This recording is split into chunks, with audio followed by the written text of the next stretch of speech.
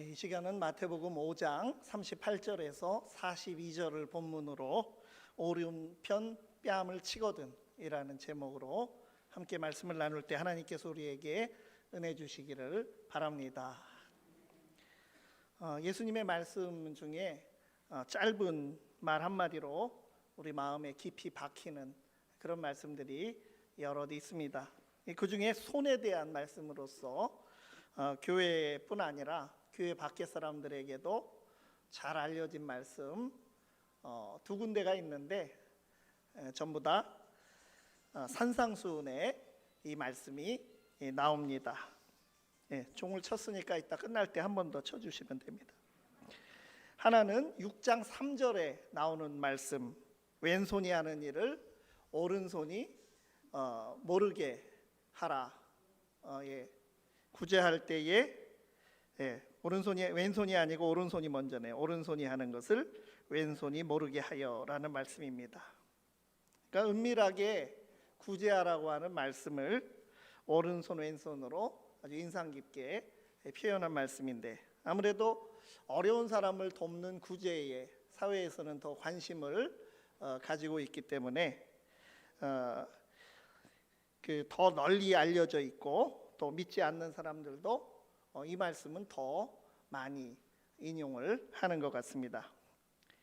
이 다른 하나는 바로 오늘 말씀에 나오는 본문 중에 나오는 39절 하반절입니다. 누구든지 내 오른편 뺨을 치거든 왼편도 돌려대며라는 말씀입니다.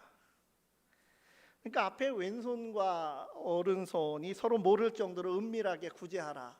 이 말씀은 사실 이견이 없이 다들 동의하고 또 고개를 끄덕이는 말씀이지만, 오늘 본문 중에 있는 오른쪽 뺨을 때린 사람에게 왼쪽 뺨을 마저 돌려대라, 이 말씀에는 사실 상당한 논란이 있고 비현실적이다라고 생각하는 사람들이 많이 있습니다.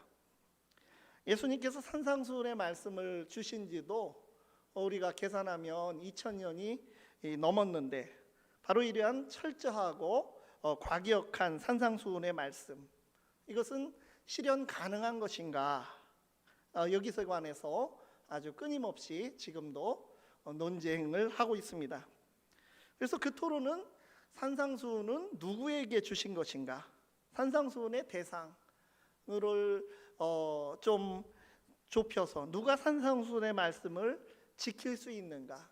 이런 질문으로 계속 꼬리를 물면서 확대가 되고 있습니다.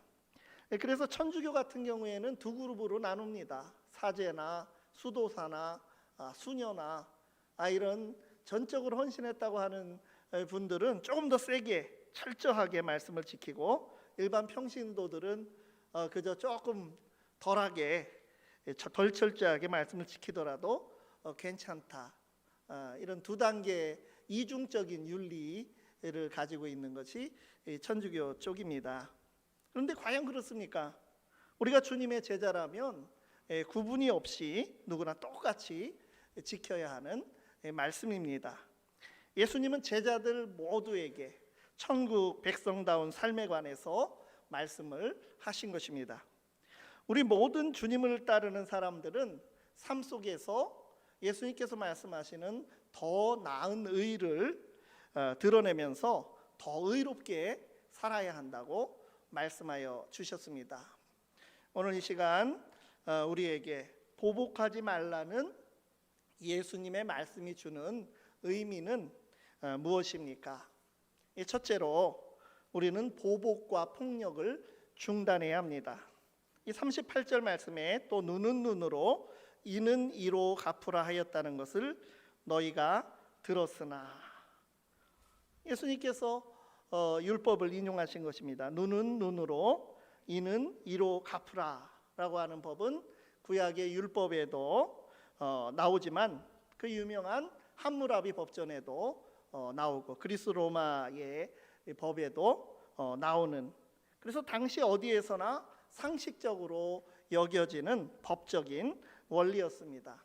그래서 이게 라틴어로는 탈리오법이라고 부르는데, 우리말로는 이름이 동태복수법이라고 합니다. 이 동태는 우리가 먹는 동태가 아니고 같을 동자에 모양 태자, 이게 같은 당한 만큼 똑같이 복수하는 그런 법이라는 뜻입니다. 그러나 사람 마음이 어떻습니까? 자기가 당하게 되면, 누가 내 한쪽 눈을 다치게 하면 생각 같아서는 상대의 두 눈을 다 찌르고 싶은 것이, 이것이 사람의 분하고 또 그런 마음이 들 정도로 사람들은 거기에 대해서 분노하게 됩니다. 누가 내 이를 이는 이로라는 말은 내 이를 부러뜨리면 나도 그 사람의 이 살짝 하나만 부러뜨려라. 이것이 이제 법에서 정한 내용이지만 우리 마음이 어떻습니까? 우리가 그런 말을 하죠. 옥수수 턴다는 말을. 다 이빨을 다 그냥 털고 싶을 것입니다. 그러나 정말 그렇게 하고 싶은 대로 보복한다면 이제 상대의 가족이나 친구까지도 동원이 돼서 더 큰 싸움이 되고 결국 보복의 악순환이 일어나게 될 것입니다. 예수님은 뭐라고 하셨습니까? 39절 상반절에 보면 나는 너희에게 이르노니 악한 자를 대적하지 말라. 악을 악으로 갚지 말라고 하셨습니다. 모든 폭력과 보복의 고리를 끊으라고 말씀하시는 것입니다. 사람들은 다 얘기합니다. 겉으로는 폭력보다는 평화가 좋다고. 그러면서도 현실은 여전히 폭력과 보복이 난무하고 있습니다. 그만큼 폭력과 보복을 버리고 관계없이 살기가 어려운 것이 우리의 현실이라는 것입니다. 우리가 사는 세상 자체에 늘 폭력이 존재하고 아예 내재화되어 있는 것입니다. 꼭 손을 쓰고 우리가 어떤 무기를 들고 있어서 폭력을 쓰지 않더라도 언어적인 폭력도 있고 또 말없이 이루어지는 차별과 혐오의 행위 등 은근한 폭력이 우리 주위에 존재합니다.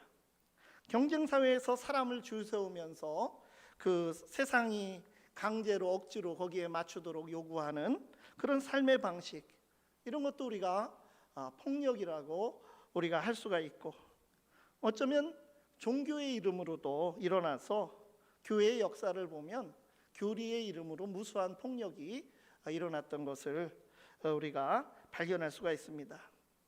그렇게 본다면 폭력이 동반하지 않는 삶을 산다는 것, 이것은 매우 어려운 일입니다. 우리가 사는 세상은 다른 사람에게 의식적이든 무의식적이든 폭력을 사용하지 않겠다라고 하는 것, 이것을 실천하기도 어려운 세상이지만 자신을 향해서 오는 폭력으로 저항하지 않는다라고 하는 것은 더 어려운 일이 되는 것입니다. 근데 그 어려운 일을 예수님께서 천국 백성 된 제자들에게 실천하라고 지금 말씀을 주신 것입니다. 앞에서 우리가 나눈 대로 살인하지 않기 위해서 분노도 경멸의 말조차도 하지 말라고 하시고, 또 간음하지 않기 위해서 음욕의 눈조차 조심하라 하시고, 또 맹세 없이도 살 수 있도록 거짓이 없고 진실한 삶을 살아가라고 하신 예수님께서 이제는 보복의 악순환에서 일어나는 온갖 폭력의 고리를 먼저 끊어냄으로써 악한 자를 대하는 천국 방식의 천국 백성의 삶의 방식을 우리에게 가르쳐 주고 계신 것입니다. 제임스 엘리엇이라고 하는, 보통 짐 엘리엇이라고도 알려져 있는 선교사가 있는데, 미국의 침례교 선교사인데 에콰도르 지역에서 아마존 지역의 원주민을 선교하다가 순교하게 된 사람입니다. 1956년에 엘리엇 선교사를 비롯해서 5명의 선교사들이 몇 달 동안 이제 항공기를 이용해서 선물 꾸러미를 던지면서 그들에게 또 선교 방송을 하고 참 그런 노력을 하면서 그 수백 년 동안 자기 방어를 한다 그러면서 외부인들이 들어오면 전부 다 죽여온, 사실은 잔인하면서도 상당히 폐쇄적인 에콰도르의 아우카 보족에게 접근을 시도하였습니다. 그러나 그만 그들의 공격을 받아서 5명 전원이 순교를 하게 됩니다. 이상한 것은 그들의 주머니에 권총이 다 들어있고 실탄도 다 있었습니다. 그런데 원주민들을 향해서 한 발도 그들은 사용을 하지 않았다는 것입니다. 그 원주민들의 영혼을 구원해야 될 터인데 그렇게 할 수가 없었던 것입니다. 훗날 짐 엘리엇의 아내 엘리자베스, 그리고 또 다른 선교사의 아들도 있고 그 가족들이 이제 다시 복수가 아니라 그곳에 선교를 하러 가게 됩니다. 남편이 순교한 지 2년이 지난 1958년에 목숨을 걸고 그 남편이 이루지 못한 그리스도의 복음을 전하기 위해서 아우카 부족을 찾아가게 됩니다. 참 다행히도 여성은 죽이지 않는 그런 관습이 있어서 그 아우카족을 향한 헌신적인 봉사와 노력을 하게 되었고 복음의 문이 열리게 되었습니다. 이 이야기는 영화 창끝이라고 하는 그런 영화로 우리나라에서도 상영이 된 적이 있습니다. 폭력과 보복을 중단시킨 것, 이것은 비폭력과 사랑이었습니다. 지금의 타락한 세상에서는 사실 너무나 예수님의 이 말씀이 힘든 일이고 비현실적으로 보일지라도 예수님의 말씀을 굳게 우리 마음에 새기고 우리가 포기하지 않고 악한 자를 똑같은 악으로 대적하지 않아도 될 그러한 천국의 삶을 우리가 기대하고 소망하고 그 삶을 향해서 한 발자국씩 나아갈 수 있기를 바랍니다.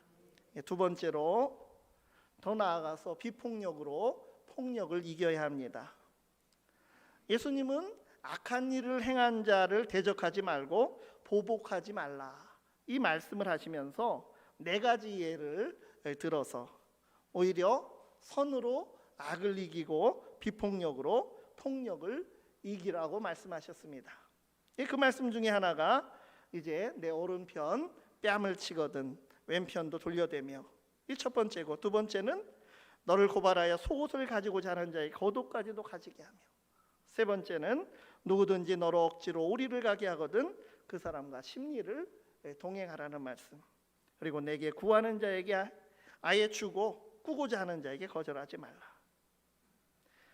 사실 오른편 뺨을 치거든 왼편을 돌려대라는 말씀, 이건 상당히 충격적입니다.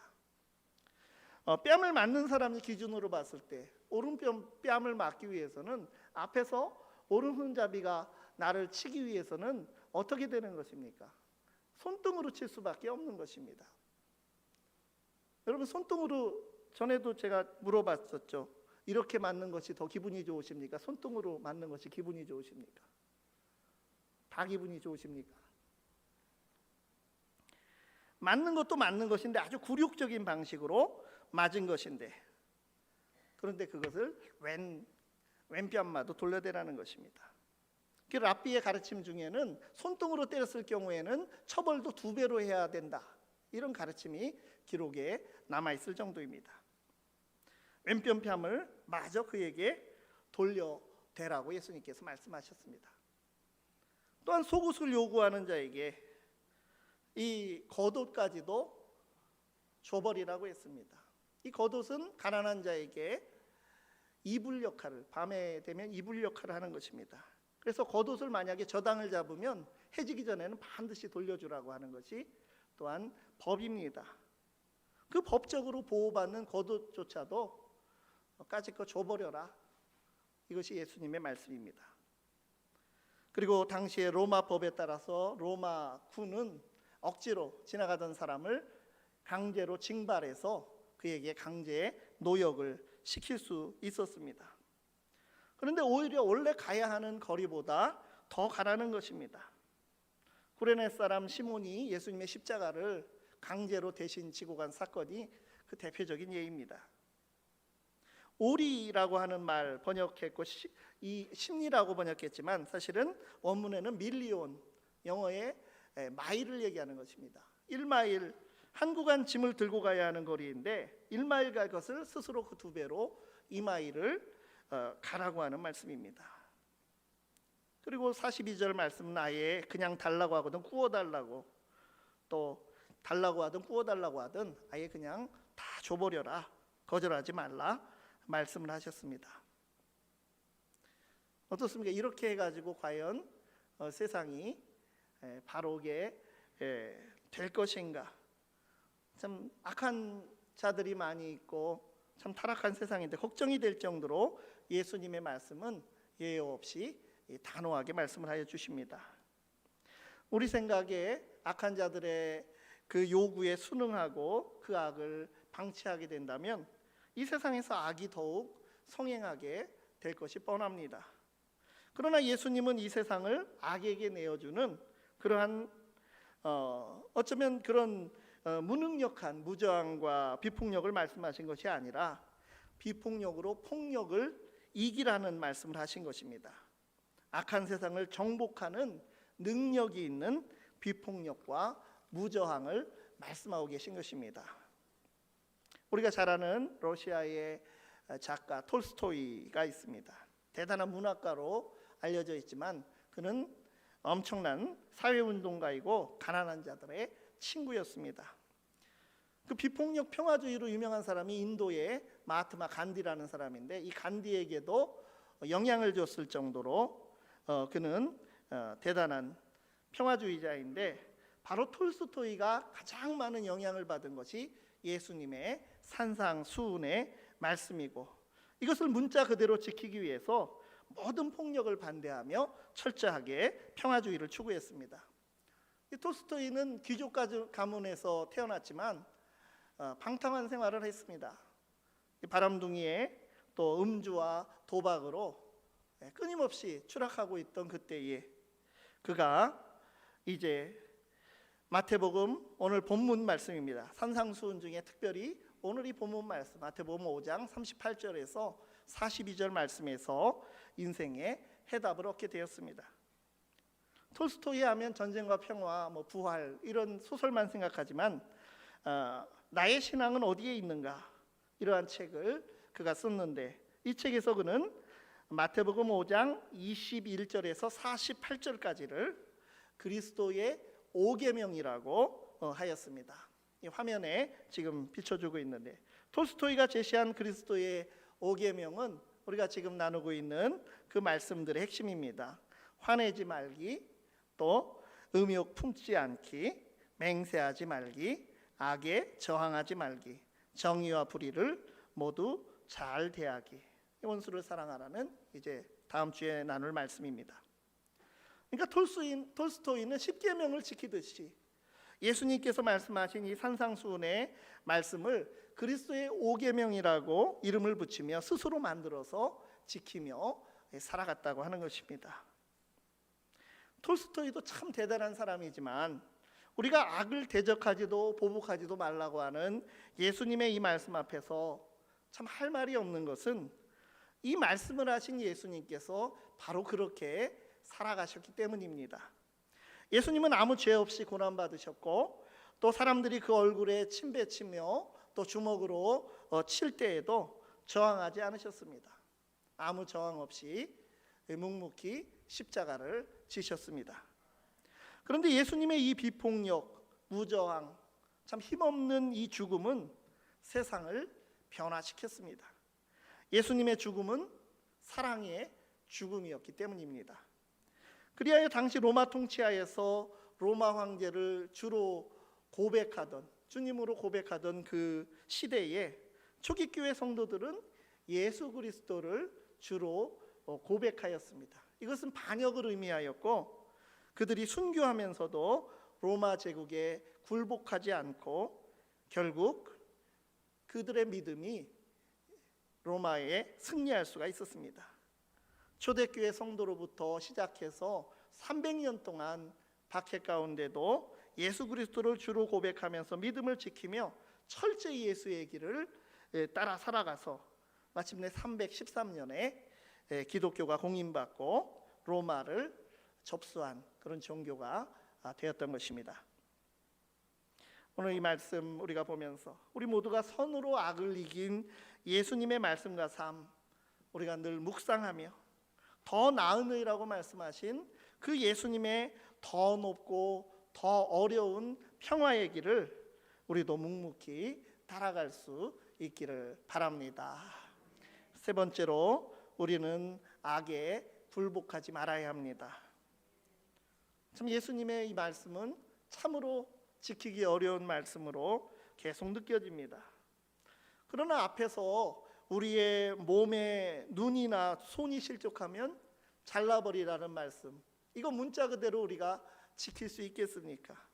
그거라도 잘라버리고 천국에 들어가라는 말씀이 정말 잘라버리라는 말씀이 되기 이전에 그러한 일이 벌어지지 않도록 하라는 그러한 말씀인 것처럼 오늘 본문에서 예수님께서 예로 드신 이 상황들도 근본적이고 철저한 천국 백성으로서의 태도를 우리에게 요구하시는 것입니다. 작은 악을 당하였을 때 그래 더 큰 악이 덤벼봐라, 더 큰 악도 견디면서 선으로 악을 이겨내며 악에 굴복하지 않을 그런 각오를 해야 한다고 하는 것이 예수님의 말씀입니다. 예수님이 예로 든 상황들을 보면 어떻습니까? 무기력한 것처럼 보이지만 사실은 악으로부터 자유로운 모습을 보여주고 있습니다. 악한 자에게 똑같은 악의 방식으로 맞서지 말라는 예수님의 말씀과 그 예로 든 상황을 우리가 더 묵상해 보기를 바랍니다. 오른편 뺨을 손등으로 맞고도 왼편 뺨을 돌려대는 사람은 이미 악한 자의 삶의 원리를 다 초월한 사람입니다. 이미 입은 옷이 겉옷밖에 없는 그런 사람에게 소송을 걸어서 속옷까지도 빼앗으려고 하는 그런 악한 자, 그의 도전에 오는 상황에서 겉옷까지 다 주어서 벌거벗은 사람이 되는 것, 이것은 아무도 예상하지 못하고 감히 그렇게 살기 힘든 그런 방식을 그가 행하는 것입니다. 그러나 벌거벗은 사람이 비난당하기보다는 오히려 이웃을 그렇게 만든 그런 악한 자를 사람들이 더 비난하게 될 것이고, 그는 벌거벗은 것보다도 더 큰 수치와 부끄러움을 세상에 드러내고 당하게 될 것입니다. 로마 군인이나 헤롯의 부하들이 사람을 강제 징발해서 오리를 가게 했을 때 심리까지 더 가준다면 그가 시키는 대로 하는 강제 노역자가 아니라 자기가 원하는 대로 하는 그 억압에서 벗어난 이미 자유인이 되어 있는 것입니다. 악한 자를 대해서 승리하는 방식은 예수님이 자신을 심판해서 십자가에 매달았던 그런 이스라엘 지도자들, 그들을 상대하던 방식에서도 여실히 드러나게 되는 것을 이제 마태복음의 후반부에서는 보게 됩니다. 불의한 자의 불의함을 더 드러나게 하고 의로운 자의 의를 더 두드러지게 하시는 예수님의 방법, 그것은 바로 사랑입니다. 이어지는 43절 이하의 말씀에서 이제 산상수훈의 핵심적인 주제, 이 사랑을 분명하게 이제 선포하시게 됩니다. 악이라고 하는 것, 이것은 빛 가운데 반드시 드러나고 천국 백성된 우리에게는 더 나은 의가 드러나게 됨으로써 악에게 굴복하지 않고 선으로 악을 넉넉히 이기는 우리의 삶이 되기를 간절히 바랍니다. 기도하겠습니다. 의로우시고 자비로우신 하나님, 악한 세상에서 아직 죄의 구습에서 벗어나지 못한 저희가 살아갑니다. 불의에 항거하고 하나님의 뜻에 복종하는 천국 백성의 삶을 살기 원하지만 저희의 연약함과 완악함으로 분별하기 어렵습니다. 불의와 반목의 악순환의 고리를 끊고 평화와 정의를 이루는 개인이 되고 공동체가 되고 나라와 민족과 세계가 되기를 원하옵나이다. 폭력이 아니라 평화로 보복이 아니라 용서로 나아가게 하시어 악에게 승리하는 저희의 삶이 되게 하옵소서. 예수 그리스도의 이름으로 기도드리옵나이다. 아멘. 찬송 381장을 함께 드리시고 준비하신 예물